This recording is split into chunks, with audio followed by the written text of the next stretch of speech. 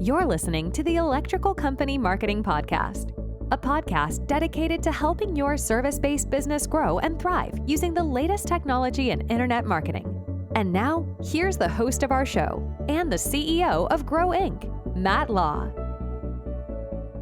All right, everyone, I want to welcome you back to another training episode. And in this training, we're going to talk about local SEO and dominating the 3-pack for your service-based business. So in 2025, we're going to continue our educational course and going to deep dive into a few different things. I want to remind you that it would be good to go back and start with episode 1.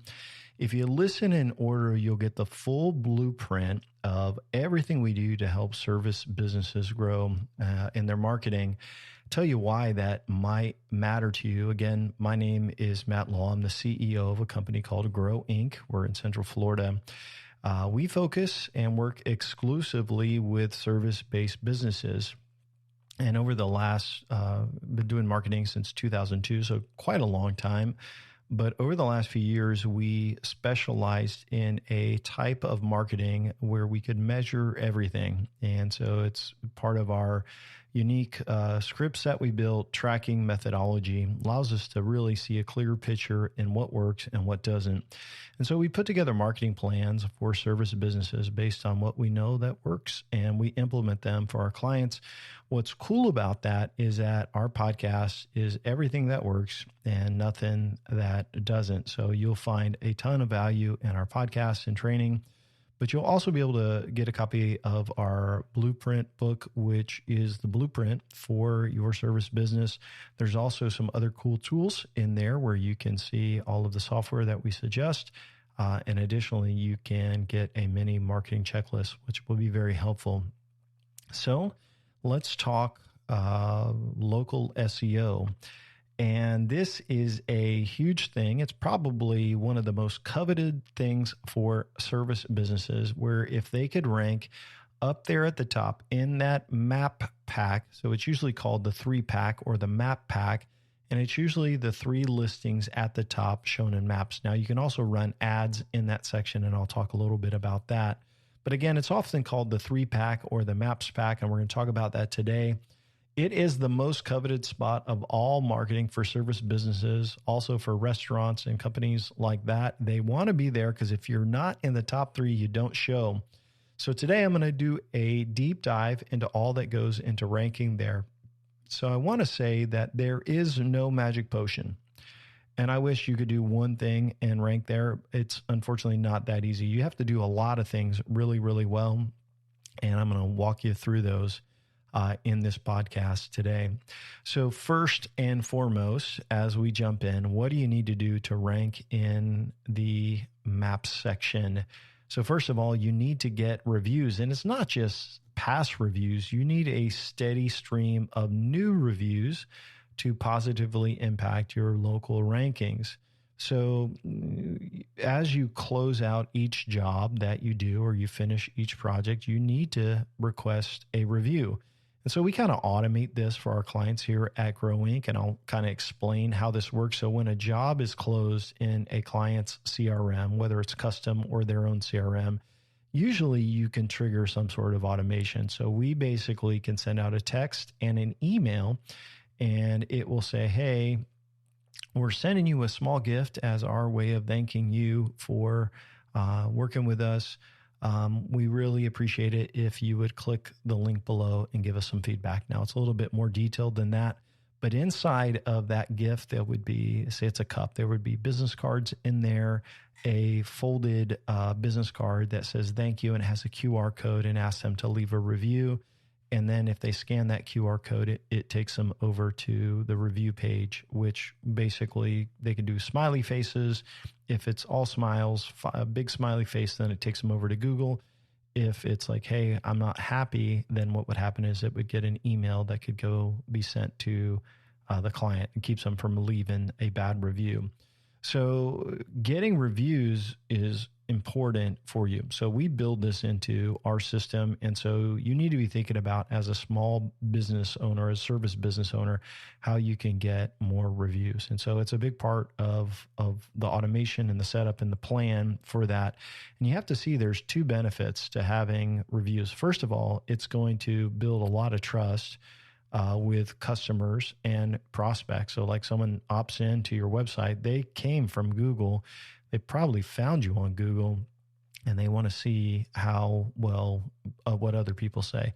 I like the quote that says, people don't really care what you say about yourself. It's what other people say about you that matters.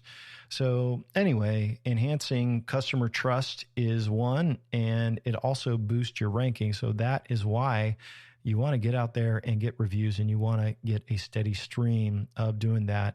You also want to respond to every single review you get, and you want to emphasize the service that they did. So it kind of puts it into Google. Hey, we did this service. Thank you for your service. And you want to mention that. It's also great when they do. That's when they mention the service as well. So first of all, you've got to have great reviews on your Google business profile. I should bring up a little bit into this, is that your Google business profile is the most important thing to ranking in the Google Maps section or the 3-pack. That obviously needs to be optimized fully. You need to have all of your information, correct information. And when we start a local campaign, we always start with their Google. So the Google account has to be accurate, and then we'll go out and build citations. And I'll talk about what citations are. So the first thing we do when we meet with a customer is we are onboarding a local SEO client. We're going to get all of their hours, their address, make sure that's 100% accurate. We're going to upload a ton of pictures. We're going to add services. We're going to make sure all the phone numbers are correct and the hours. Like I said, all of that is right. So you start with your Google profile, optimize that to the T, and then you're ready to build citations. Now, you may not know what a citation is, but citation is a website, a third-party website that has your address, your name, and your phone number. So name, address, and phone number. They're also called NAP, N-A-P. And as those are accurate across the web, it's a signal to Google that this company is updated, this company is relevant, their name, address, and phone number are correct, and we should show this listing. So you may have been to a website before and it says, and you research yourself and it says, is this your company? Claim this listing. If you've ever seen that, if you could claim it and then update it so the name, address, and phone number are correct, that is a citation. So adding citations is another part of what we do for local marketing. So we've got one, we got to get reviews. We got to make sure Google is perfect. And then we're going to go out and we're going to take Google's information on the Google business profile in the map section, and we're going to make sure that's across the web. So we would go to Apple, all right, and then we're going to go to Microsoft and get it on Bing, and then we're going to get Yahoo account. Then we're going to go to all of these other different directories, some paid, some free, some of them are Chamber of Commerce, all these different ones, and we're going to build citations. We also look at what your competitors have in regards to citations, and we will add theirs as well. So if you ever seen claim that listing, you want to claim those. And does it sound like it could be the most boring job in the world? Yes, absolutely. But building citations is key. And this is why, because Google wants to show accurate, relevant information. So people that search Google will keep searching Google and not leave. So because it's such a tedious task, we use citation builder. So we have people that are part of our team, and it has to be done in a specific order. So you can't just add 10,000 citations at one time because you don't want duplicate citations. So you have to get one round done. And once it's done, then you go and you build a next round and another round, and it's constant scanning of the site. But it is very time consuming, but it is important. And I will tell you, a great tool to get started is Bright Local. It's a tool that you can go in, you can add your account. It's probably about $500 a year for all the services, but we use it with our clients, and we take that data and then we build more citations with our citation builder. But it's a great starting point. You can track your rankings, you can see growth.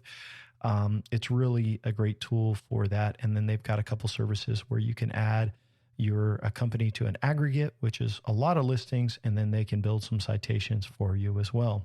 So we're going to have great reviews. We got our Google account totally optimized. We're building citations, and then we're also going to be building backlinks. So usually a marketing campaign, a full campaign is going to have local SEO and it's going to have organic SEO. So link building is part of organic SEO, and it's basically where you acquire links to your website and you buy them. It also, so link building, it helps you rank in local as well as they look at the quality of your website and popularity and other things like that. We'll talk about your website. The good news is that when you build links, it's going to help you rank organically. So organic is down at the bottom, the free stuff, but it also helps you in the map section. So we encourage it. So it's important to focus on quality over quantity for links so you don't get penalized. So if you build a ton of backlinks and thinking you're helping, you can actually get your website in trouble organically and in the local. So backlinks are important to this, but also is your website. And so when you think about your website, that is something that Google knows as part of your Google business profile. This is our website, and Google can see the pages you have on your website. And so a couple of things with your website is you want to have your website optimized with your name. There's structured data markup you can add to your website. So you take this code, you put it on your website, you link over your social profiles, you add your services, your hours. And if all of that information's correct, and you've got pages on your website that mention your services, you have pages on your website that mention your cities and all of that, that also feeds back to Google. So having a great website with your local information on it is super duper helpful for that. So all of these are connected there. So you got links being built from other websites, buying backlinks, which is an SEO strategy to your website, healthy website. You got your Google business profile, but then you got to go into your Google business profile and you've got to keep it updated. And so you can do posts on your Google business profile. You can also do posts on social media, which are other citations, which validate that the company is active and working and things like that. And so it's super helpful to do that. So on your Google business profile, obviously you can upload events and things like that you're going to have through posts on that. You can add service and products and all kinds of things like that. So we just encourage you, hey, do social media posts, sharing. We do this for clients, but this is the best practice to try to help you understand how to rank in that Maps pack. If you do all of these things and you work on your Google My Business account, you optimize everything, make sure everything's filled out. Sometimes you may have like an online booking feature for your company. If people can book online, you can connect all that. All of the website, making sure that your name, address, and phone number are correct and matches on your website. All of this is going to be very, very helpful in regards to seeing you rank better in that. And so as you do your updates and keep things updated for the holidays, it all helps with your local rankings. There's a few other things to consider as well. First of all, what categories are you targeting? So hopefully, if you have a lot of services, the key thing is to make sure your business is in the right category. That will help you with your rankings.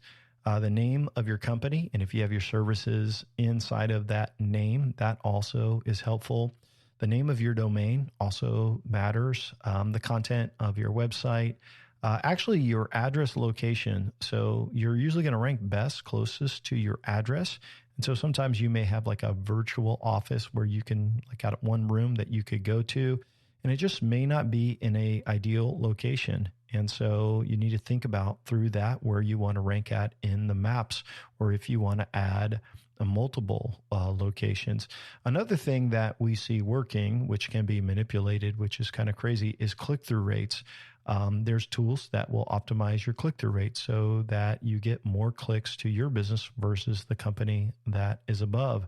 And so you take all of these smaller aspects along with citations, name, address, and phone number, fixing all of the things on your website, the structured data, the social media, the backlinks, And all of a sudden you're like, Matt, there is a lot to local SEO. And here I've kind of laid out the blueprint for you. And I want to kind of give you a conclusion. I want to give you some tips. I'm going to tell you kind of what we do as part of our service for this. It's important that you remember that local SEO is the long game. It's not instant. It's not fast. And it's not just one thing. And you could do a couple of things and maybe improve your rankings. But really, what I just tell you, in the last 5 years, I've seen it where we have continually done best practices. And as Google's changed their algorithm, so a while back, you could rank a little bit further outside of your maps area. And then they tightened it way in where you would only show really close. And they did this for some industries. I'm sure it's an evolving thing. But, when you're searching for a restaurant, you don't want something 60 miles away. So they tightened that up, which actually hurt our rankings for some clients for a season. But we continued to build pages, build content, build citations. And then Google, all of a sudden, they gave it all back to our clients because it was the number one. So they're continually adjusting this and making changes. But it's really, really important that if you are going to optimize, you look at it as a big picture, as the long game. You may not rank for every single keyword. You may not rank for every single city or area. There's actually search grids and all of this. But if you continue to do the best practices, what I've seen is over the last couple of years, companies that started off they were just barely on the maps and barely getting a number one spot on the search grid. And now 2 years later, 3 years later, they have the number one spot for a huge, for the search grid, which is, some 30, 40 miles in width. So you will be rewarded by following the best practices. And so it's a journey to remember, and it's not one thing, but multiple things that is done correctly over time. It can't be really gamed, which is good, because if you're going to follow the best practices and do it right, you're going to show up on the maps and beat your competitors. I would just encourage you, if I could give you some advice or help, to evaluate your kind of local SEO strategy and prioritize some areas for improvement.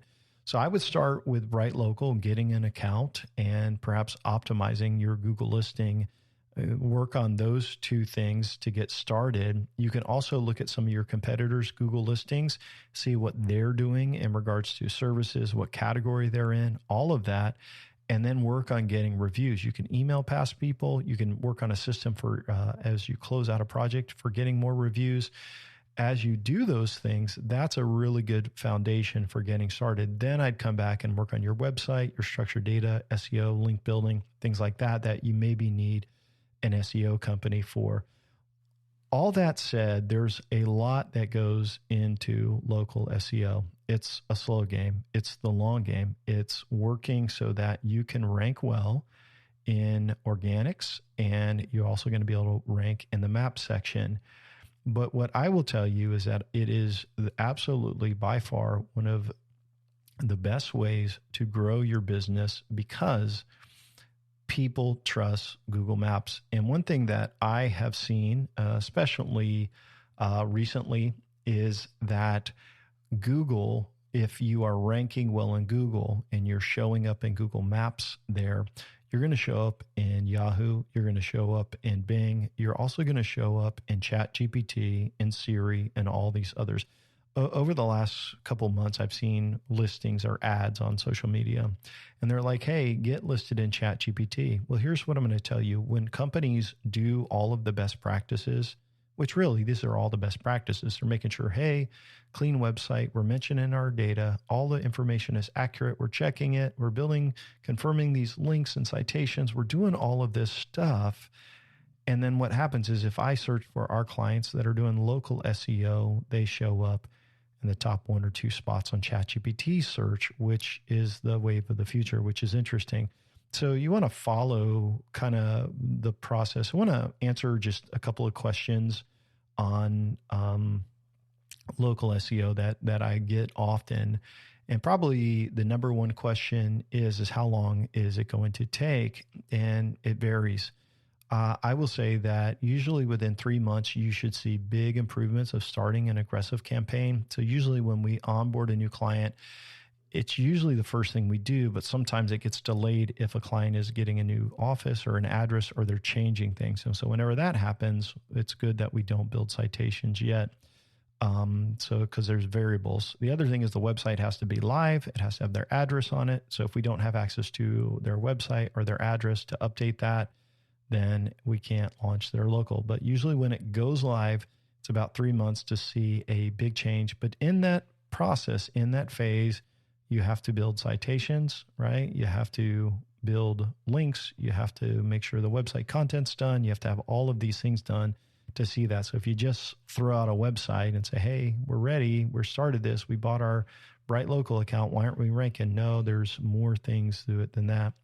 The other thing is, another question I get is, how can I build more citations? Well, there's another tool that's very helpful.